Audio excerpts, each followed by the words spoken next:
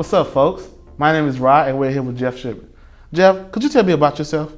Hey Rod, thanks for having me. I'm a filmmaker, photographer from Atlanta, Georgia, and I'm happy to be here today. Okay. How long have you been doing photography and filmmaking? Probably, it's hard to say how long I've actually been doing photography and film, because it's been going on so long, I guess, in my life. I've been shooting images since I was a kid, but as far as professionally, probably a little less than 20 years. Okay, so how did you get into photography? How did I get? Well, I got into photography probably the most in high school originally, and I started shooting with like a Pentax K1000 and learning how to develop film in the darkroom. And since then, it's just over time just started shooting more and more and more. And as digital came along, it grew exponentially just because of the rate you can shoot, you know, and it's not as cost prohibitive. Okay. That's kind of garbage, but whatever.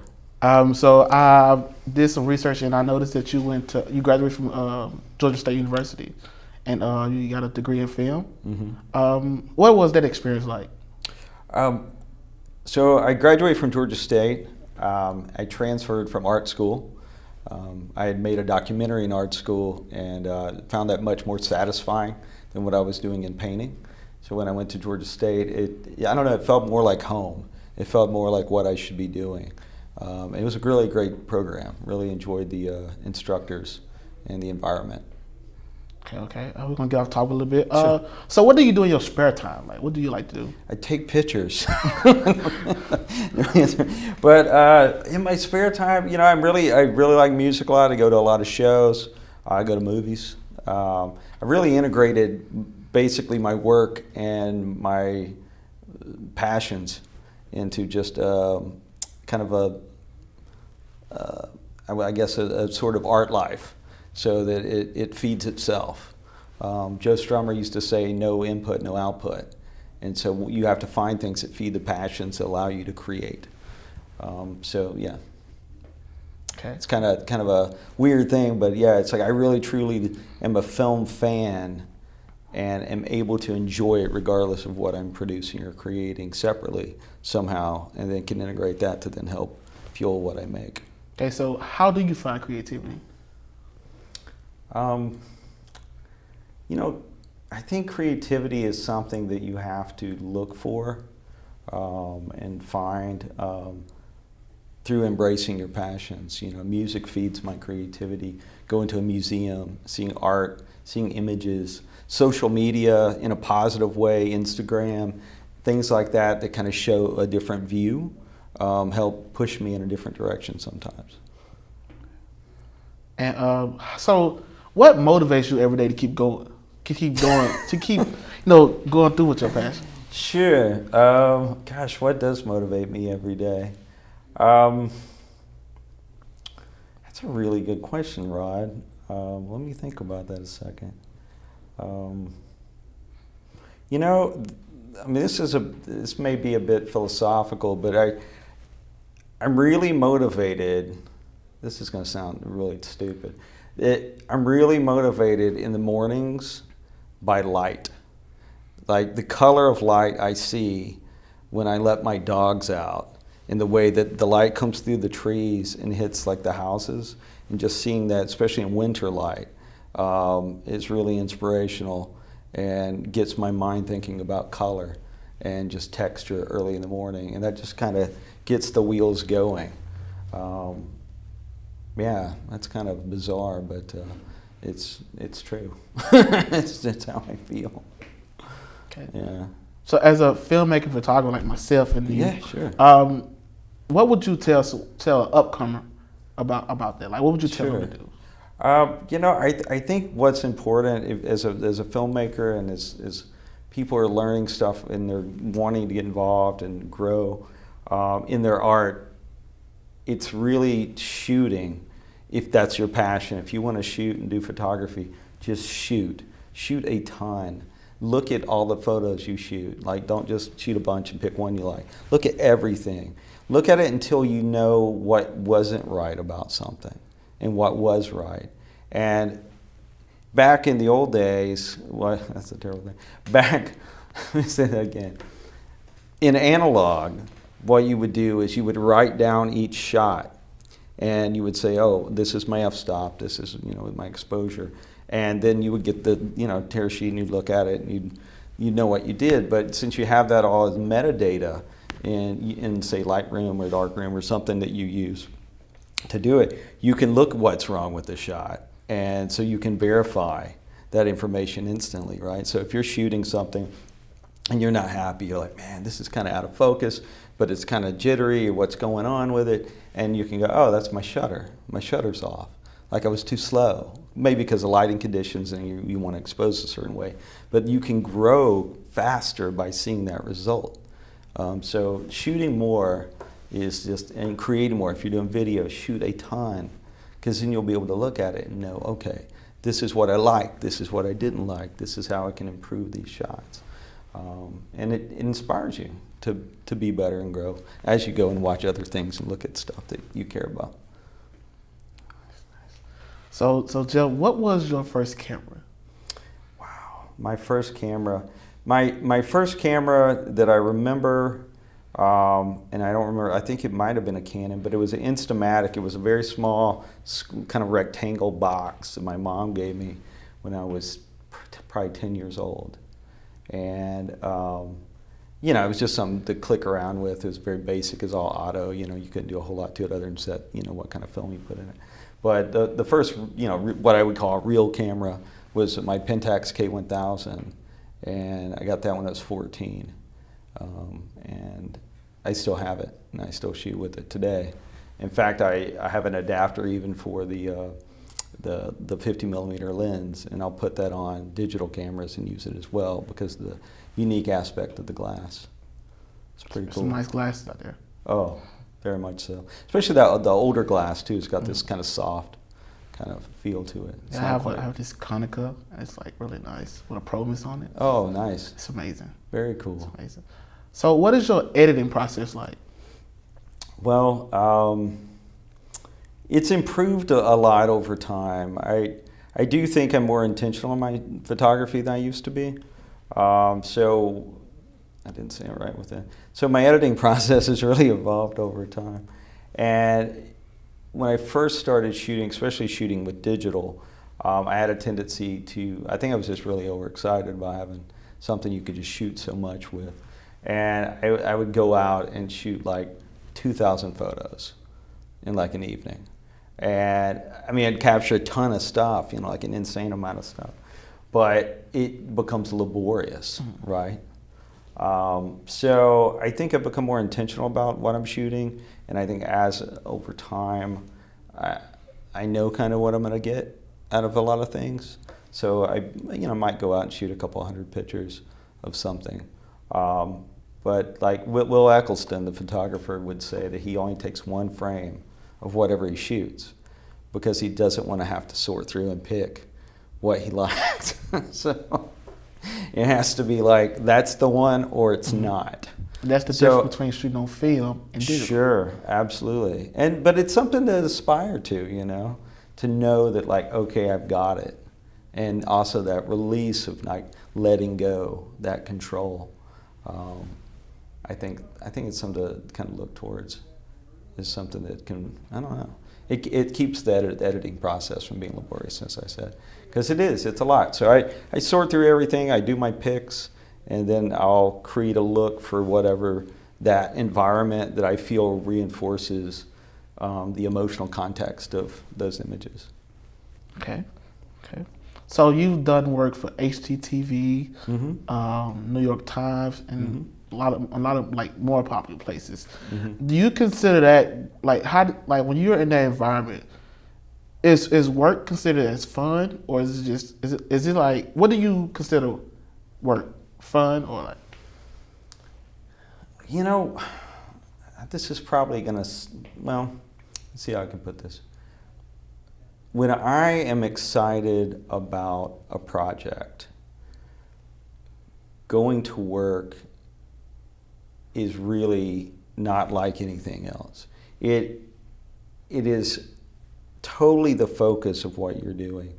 you don't want to be anywhere else, and you're really like just so happy and thrilled, and it affects you in like an emotional level that is really unlike almost anything else for me. And I love it, and it's just absolutely phenomenal. Now, when it's not fun, that's, it's maybe because you're having to slug it out on something that's a little bit more difficult, but it still is better than anything else I could do. I've had some really weird day jobs, and it's still better than that. Even kind of, I guess I'd say maybe even the worst production's better than, working at a deli. For me. I know some people really like working in a deli, but it's fantastic. It's absolutely fantastic. What would you say is like the best genre and the worst genre you have like dealt with, like the genre of like photography, like bands, or like what has been the best thing you shot and the worst thing you shot? Oh man. Sometimes I'll just put it this way. Sometimes some of the best stuff you work on can be the thing that makes you want to quit. I've definitely worked on, it was a narrative piece that was very taxing and emotionally very difficult, and I remember being there and thinking, why am I even doing this? It's like I want it. Like, it probably is the closest I'd come to it since. Well, it's like every 10 years or so, there's that kind of thing, right? And I was just like, what am I doing? But then the next day, you go back to set and something beautiful will happen, or something amazing will happen. And I think you have to just kind of take a step back when you have a situation like that, so that you reevaluate and think about, okay, is something unfair, or is it terrible, or whatever is occurring? You have to think about how much is emotion. Film sets and shoots way too long. The hours are way too grueling sometimes, and so that can make things much worse. But when that turns around, like I said, it could be the next day, or it could be a different job. But you're just like amazed. You're like, why? Like, how am I allowed to do this? They're actually paying me to do this. Without getting into specific jobs, it's pretty amazing. Especially when you get to shoot somewhere nice, or you get to shoot on a soundstage in the winter, so you don't have to be outside. It's really nice. So it really depends on the environment, the context of the job, that can dictate how pleasurable it can be, or how difficult it can be. And obviously it's a kick when you get to work with someone that you really respect or admire. If that goes well, then that can be a really amazing thing. Yes. Okay. Jeff, what's your favorite color? What's my black? Black. If that's a color. It's not really. I think it's a color. It's a color, right? I love black, man. It's like it's the best. Yeah. Yeah, I want all my camera gear and everything to just be black. The bag. It doesn't distract. It just is constant. It's good stuff. Could you so you've had some high end. Have you ever had any high end clients where you just felt famous people you just felt starstruck with, photographing a film? You know what's funny? I tell you what's weird, and this is strange, and once again, I know this is just probably has to do with my personality, maybe. I tend to be more starstruck by people who I just somehow like what they do creatively, regardless of their status in the world, right? And the people I've been most starstruck by are local musicians who are neighborhood people. When I used to live in Little Five Points, several musicians that I just used to go see all the time, I felt like I was much more starstruck with them than, say, an actor or someone that I dealt with. Not to say I wasn't, aware of that, maybe a famous person. But I don't know. I don't know why that is. I think I just really respect people who create and make work. And I think that when someone is doing it for a pure passion, especially if it's a local musician, maybe, that's not, bringing in money or not doing big hits, but is producing great art, I find that much more amazing than just someone who, maybe is just making some money, and maybe they're talented, but it's I don't know anything about where they came from, right? So I tend to I don't know, maybe it's just because I respect that pure passion, working class kind of thought, from someone. So as an upcomer, me as going through like film and photography, how do you like, as a freelance, how do you price, like, what is the how do you price yourself? Like, how do you do that? Pricing, that's a good question, Rod. It's pricing is always in flux, and it always changes over time, right? Like any kind of job, there's always going to be inflation and things. You have to actually make choices to move your rate up, and it is difficult. I mean, pricing is a mystery. I try to run things when I put together crews, I try to do things according to union scale as close as I can, because I am very pro-union. I do think it's a good thing we have the unions. But being that Georgia's right to work, and I do mostly non-union, I'm not a union member myself, I tend to price along the lines of what it is. And after a while, you kind of know whatever market you're in and whatever you know what your time's worth, and you just, I don't know. That's a good question, because I'm trying to think about how I derived a lot of this stuff, but I know it has a lot to do with when you come up, who you're working with, your friends work and do other jobs, and you have those trusted comrades you talk to who will tell you what they get paid and that sort of thing. So you kind of try to make sure that you keep the market appropriate for yourself, which is important, to be an advocate for yourself. But also, it comes with experience. But it is difficult. I mean, because no one wants to ever pay you enough. And they never want to tell you what they have. And I really respect the producers or a client that'll just show up and say, hey, I want you to do this, I only have this. And then you can go, okay. And then you can decide if you want to do the job. But they don't ever, very few. I have a couple clients who are and they're amazing people and good friends that will just call me and say, I have X amount of money. I know it's not a lot. Or maybe like, this is our budget. Can you make this happen for this much? That's who you want to work with. That's who you want to be in your corner, because they're honest about it. Even if they're, maybe holding a little bit back for themselves, they probably should, It's like, but it's like a shell game, it's tough. Every now and then they'll put out a guide, like a pricing guide from the film office, I think, or they used to. I don't know. Yeah, that's good. It's tough. I know people used to, as kind of aside, but people used to post fake job postings on job sites just to see what people would quote, so they could figure out their rates. I never did that, but I know people did.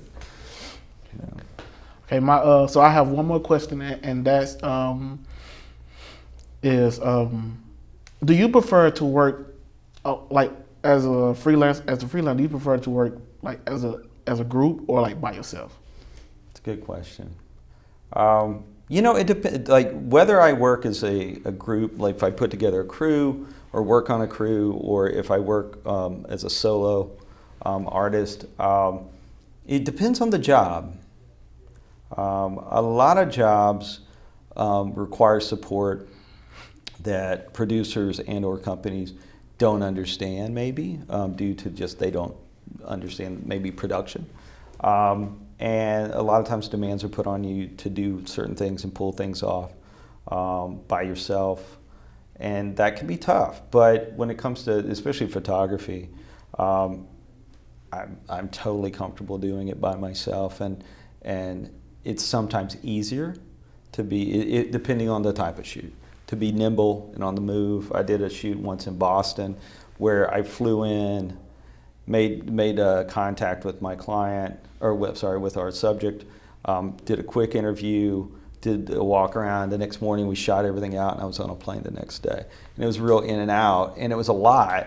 Would have been nice to have some support, but at the same time, that was really fun, you know. And if you can get in and out, you know, you're just done. You get back, and you're back home or whatever, and it's a little easier. But there's a camaraderie that comes with crew that's a lot of fun and enjoyable, especially if you're doing something on location. I find that great. I really kind of prefer to shoot out on location because it does keep you focused on something else, you know, and you don't get distracted with your day-to-day life, because that can be, you know, can intrude. And I think as I was talking about earlier about focusing, and when you're on set, that's kind of the only thing that's important to me, and maybe it shouldn't be always, but it tends to override everything else. Like my emails pile up. Like today, I got 42 emails for some reason, but you know, but I haven't checked them because I've been busy with down here. But it's yeah, it depends. It depends on the job, I think. But maybe a good mix. I like a good mix of it. You know, that way. You know, whether you're shooting with a crew or if you're shooting alone, it's good to have a mix of those types of jobs because it keeps you nimble and it keeps you a variety of experiences and different types of work. Okay. Well, Jeff, thanks for having me. It's been a pleasure. Thank you, man. Enjoyed it. Thanks for being here.